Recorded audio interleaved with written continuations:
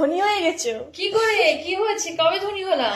কমেন্টে সবাই লিখছে হ্যাঁ হ্যাঁ যে আমরা ছাগল নেবো, ছাগলের কত দাম, ছাগল বিক্রি হবে, আমরা নেবো, আচ্ছা, ছাগল বাহ। বিক্রি করো। আমার মা ধনী হয়ে গেছে গাইস, আমার মাকে চেনে যাবে না, ছাগল বিক্রি করো। থ্যাংক ইউ সো মাচ যারা কিনবে বলেছো আমাদের ছাগল। তো সত্যি কথা, যখন মানে কোনো কাস্টমার পাওয়া যায় যে বিক্রি করার জন্য, তখন মনটা খুব খুশি হয়ে যায়, ভালো লাগে। কষ্ট করার পরে যখন সাকসেস আসে।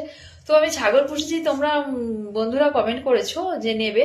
তো আমার বাড়িতে সব রকমই আছে, বড় ছোট, তোমরা কি ধরনের নিতে চাও একটু কমেন্টে জানিও, ঠিক আছে? আর আমি অনেকটাই খুশি হব। আর ছোট নিলে ছোট দাম, বড় নিলে বড় দাম। তো আর তোমরা বন্ধু আছো, সবাইকে যেহেতু আমি বিক্রি করি, তোমাদের কাছে কমই করব।